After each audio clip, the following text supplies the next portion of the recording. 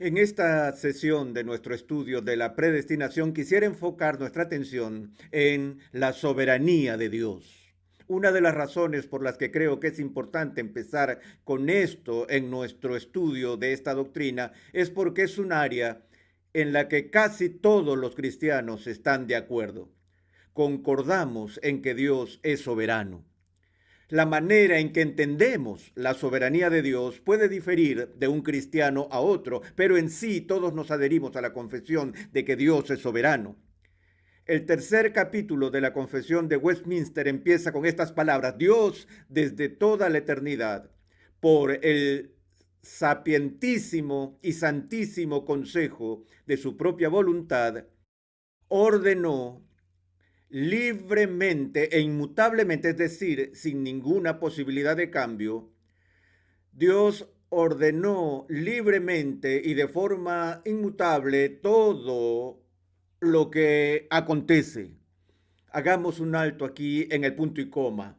Eh, Dios desde la eternidad, según su propio y santo consejo, ordenó de forma libre e inalterable o predeterminó todo lo que iba a pasar.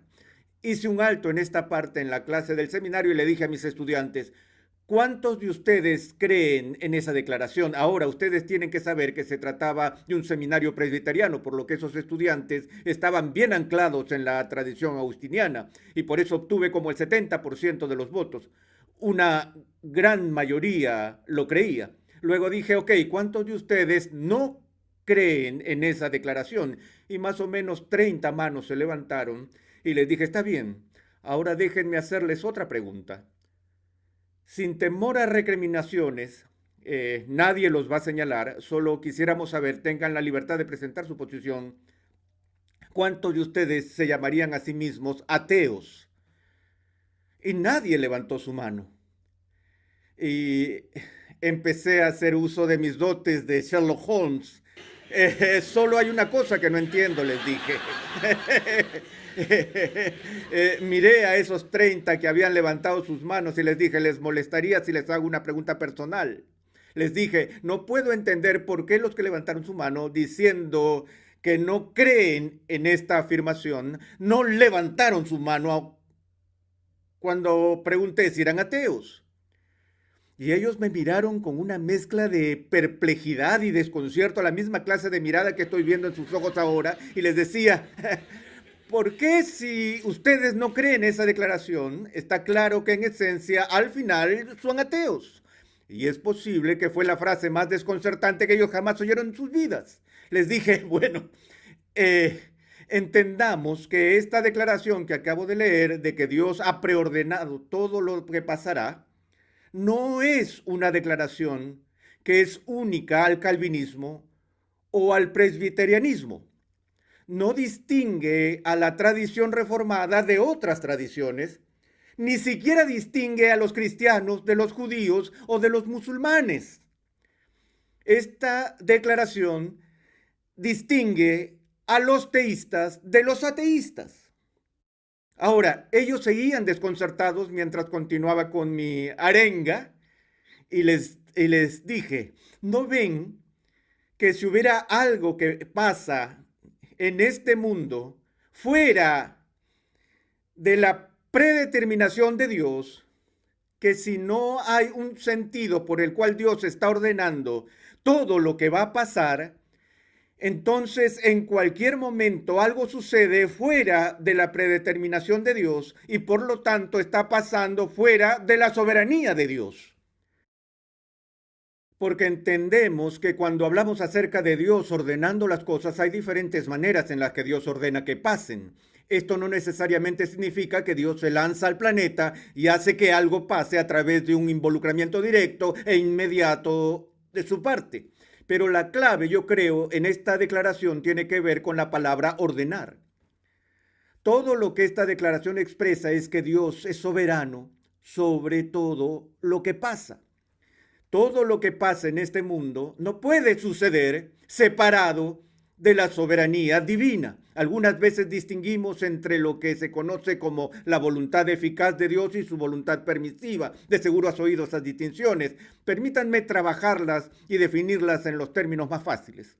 Si algo pasa en este mundo, por el poder de los humanos, por el poder de la naturaleza, por el poder de las máquinas, Dios siempre tendrá el poder y la autoridad para evitar que al menos suceda. ¿No es cierto? Y si Él no evita que eso pase, entonces significa al menos lo siguiente, que Él ha escogido que eso suceda. Eso no significa que lo aplauda, no significa que esté a favor, como si Él lo diera el consentimiento divino, pero lo permite, no en el sentido una vez más de aprobarlo todo el tiempo, sino que Él permite que suceda y al permitirlo, Él está tomando una decisión y la está tomando de forma soberana. Y Él conoce por adelantado lo que va a pasar y si Él decreta que esto llegue a pasar, Él está reteniendo su soberanía sobre eso. Ahora, si las cosas pasan en este mundo fuera de la soberanía de Dios, entonces eso simplemente significa que Dios no es soberano. Y la razón por la que hice la pregunta del ateísmo es, por supuesto, que si Dios no es soberano, entonces Dios no es ¿qué? Dios, así de simple. Si Dios no es soberano, Dios no es Dios. Y si el Dios en el que tú crees no es un Dios soberano, entonces no crees realmente en Dios. Puedes tener una teoría de Dios, puedes tener un teísmo teórico, pero al final, para todo propósito práctico, no es diferente del ateísmo, porque estás creyendo en un Dios que no es soberano. Ahora, ¿cuáles son las consecuencias prácticas de un Dios que no es soberano? Piensen esto desde la perspectiva de aquellos que se profesan cristianos. Me gusta explicarlo de esta manera. Si hay una molécula en el universo corriendo fuera de control de la soberanía y el control de la soberanía de Dios, a lo que llamo una molécula suelta, entonces lo que esto implica en forma práctica para nosotros como cristianos es que no tenemos ninguna garantía de que alguna promesa futura que Dios ha hecho a su pueblo se llegue a cumplir. Hay una vieja rima infantil estadounidense que dice, a falta de un clavo el zapato se perdió, a falta de un zapato el caballo se perdió, a falta de un caballo el jinete se perdió, a falta de un jinete la batalla se perdió. Se perdió la guerra, una bacteria pulmonar se llevó a Simón Bolívar a los 47 años y la historia sudamericana ya no fue la misma. Algo minúsculo como eso puede cambiar el curso de la historia. Una bala en la cabeza de John Kennedy cambió el curso de la historia de Estados Unidos. Ahora, si tenemos una molécula suelta andando por allí, no tendremos la más mínima seguridad de que esa sola molécula no se convertiría en el grano de arena que dañe la maquinaria del plan eterno de Dios. Podría ser que lo que está desbocado haga que finalmente sea imposible el retorno de Cristo a este planeta. Podría ser lo que destruye cualquier esperanza para la consumación del reino de Dios y deja todas las promesas de Dios sin cumplirse. No existen moléculas sueltas en un universo donde Dios es soberano. Ahora, necesito continuar con lo que dice la Confesión de Fe de Westminster. ¿Recuerdan que paramos en un punto y coma? Después de ese punto y coma, la confesión rápidamente añade que aunque Dios ordena todo lo que va a pasar, sin embargo, lo hace de tal manera que Él no es el autor del pecado, ni violenta la voluntad de las criaturas, ni quita la libertad o contingencia de causas secundarias, sino que más bien las establece. Entonces, no estamos hablando de un determinismo rígido que elimina criaturas libres, sino que estamos afirmando a un Dios soberano que es soberano aún sobre criaturas libres. Ese es el punto que hace la confesión. Ahora, esto nos lleva al espinoso problema que surgió al menos brevemente en uno de nuestros momentos de discusión. Si Dios es totalmente soberano y si la gente está caída y algunos perecen, ¿cómo puede Dios, que es soberano, permitir el mal en el mundo? ¿Cómo puede Dios permitir que la gente perezca? Si Dios sabe de antemano, por ejemplo, que tal persona va a nacer y va a vivir su vida y que perecerá eternamente en el infierno, ¿cómo puede un Dios bueno permitir que eso suceda? Para presentarles el problema de una forma más gráfica, consideremos por un momento la relación de un Dios soberano con un mundo que está caído, porque hay dos cosas con que todo cristiano concuerda. Uno, que Dios es soberano, y dos, que el mundo está caído. ¿No coincidimos todos en eso? De hecho, no hay discusión en ese punto entre calvinistas y arminianos o agustinianos y semipelagianos. Todos afirmamos que Dios es soberano y todos afirmamos que el hombre está caído. Es el tema de la relación entre el Dios soberano y un mundo caído el que ahora capta nuestra preocupación y nuestra atención. En esencia, hay cuatro maneras en las que Dios puede relacionarse como Dios soberano con un mundo caído. Número uno, Dios pudiera decidir no darle a ninguno caído la oportunidad de salvación. Su amor es un amor justo y santo, y un Dios justo y santo no tiene que amar a una creación rebelde al punto de extenderle misericordia. Él podría amar al hombre caído y castigar al hombre caído, a quien él ama, como una expresión de su justicia. Veremos eso después. Enfoquémonos por ahora en las cuatro cosas que Dios puede hacer. Él puede decidir eso. No daré oportunidad a persona alguna para que sea salva. Ahora, antes de seguir, déjenme preguntar lo siguiente. Si Dios decidiera no salvar a nadie, ¿habría algo de malo con eso? Si Dios decidiera castigar a la raza humana entera debido al rechazo a Dios y la rebelión a Dios por parte de la raza humana, la única objeción que pudiéramos señalar es que Dios es justo. Y eso no llega a ser una objeción.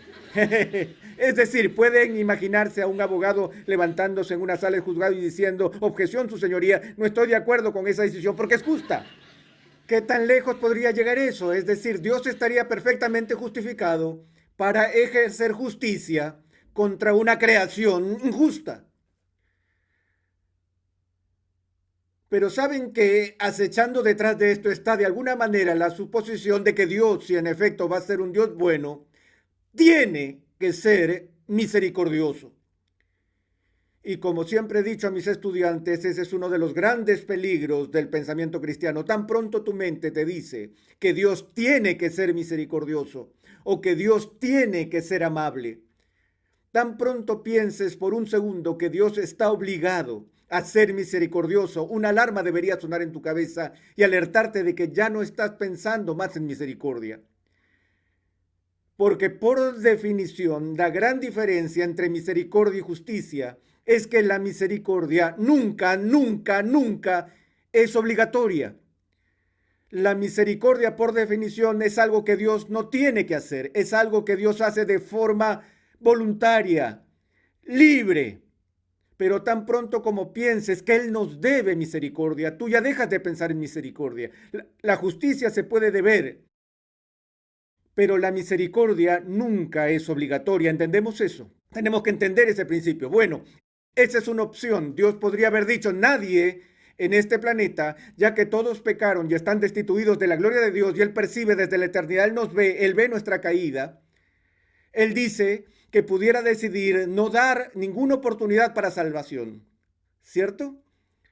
Lo segundo es que Él podría brindar una oportunidad para que todos sean salvos.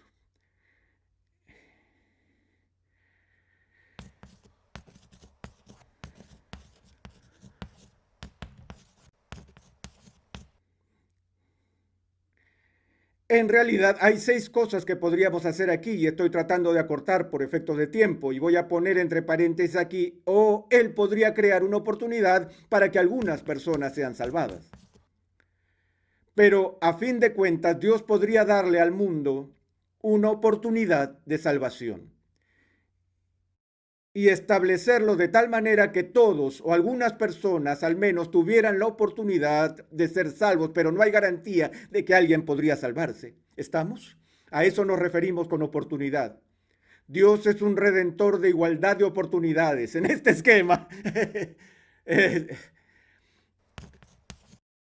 La tercera opción es que Dios, haciendo ejercicio de su poder y soberanía, pudiera inmiscuirse en la situación humana, no solo brindando una oportunidad de salvación, sino obrando en los corazones de la gente caída para asegurar la salvación de algunos. O pongámoslo de esta manera, asegurar la salvación de todos. Es decir, Dios puede intervenir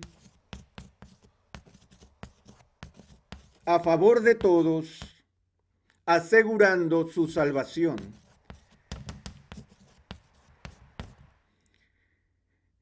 Es decir, en su soberanía, Él podría guiar a los pasos de una persona y así influenciar internamente sus corazones para llevarlos en efecto a la fe. Ahora, de nuevo, ¿tiene Dios el poder de hacer eso? Sí. Ahora, Él podría hacer eso por algunos o podría hacer eso por todos.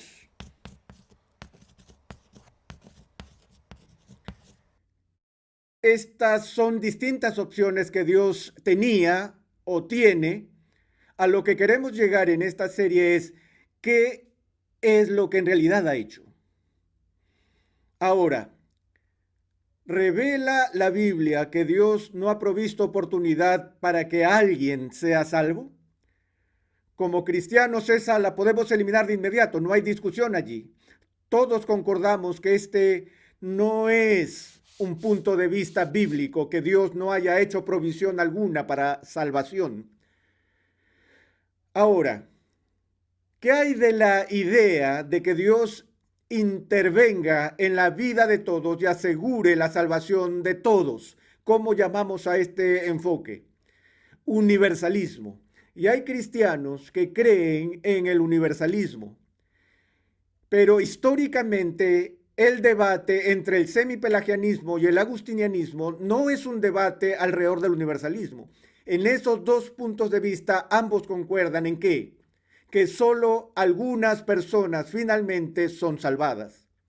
Ellos son particularistas en lugar de universalistas. Pareciera que la Biblia enseña, creo claramente, que hay quienes están perdidos, finalmente perdidos, y que en el día del juicio final se perderán, como nuestro Señor señala, algunos serán enviados a la oscuridad exterior para siempre, llorando y crujiendo los dientes. Entonces creemos que hay algunas personas que nunca serán redimidas. Entonces, esto debe ser eliminado. Ahora, lo que nos queda son estas alternativas. O Dios da la oportunidad a todos o solo a algunos. O Dios hace más que simplemente poner a disposición una oportunidad. Él realmente interviene y se asegura que algunas personas sean salvas. Ahora, esto es lo que llamamos, eso debería ser algo en que Dios asegura que algunos sean salvos.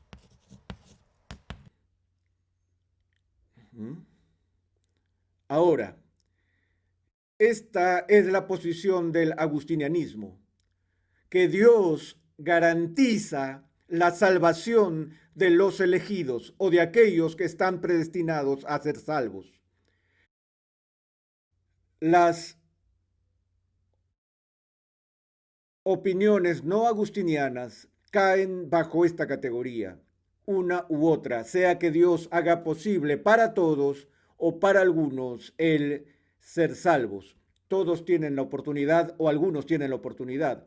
Ahora, eh, antes de debatir sobre cuál es realmente el caso, permítanme hacer una pregunta.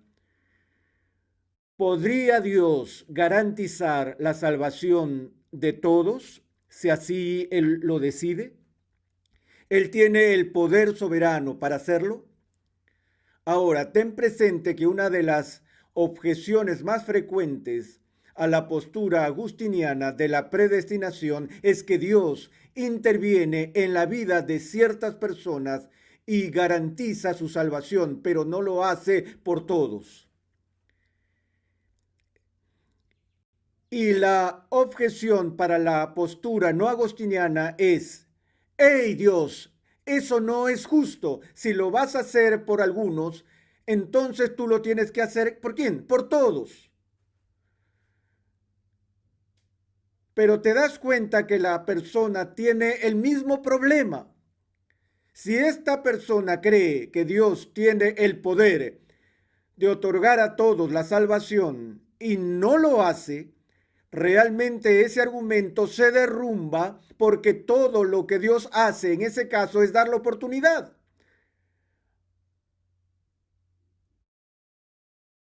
a humanos caídos para ser salvos. En este caso, Dios hace más que dar la oportunidad.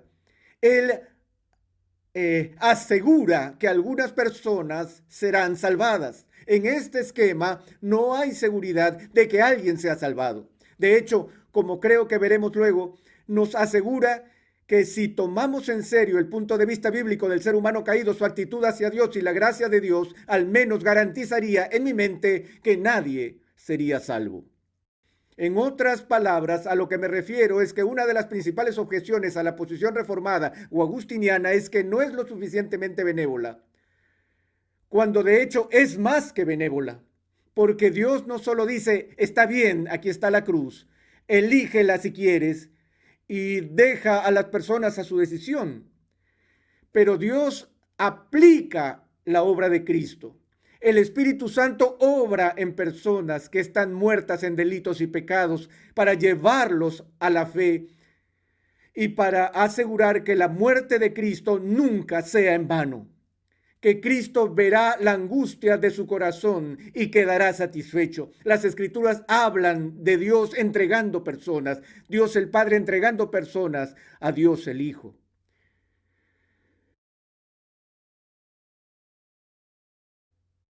Entonces, lo que vemos aquí es que el único esquema en el que al menos nos favorece teóricamente la oportunidad se da a todos.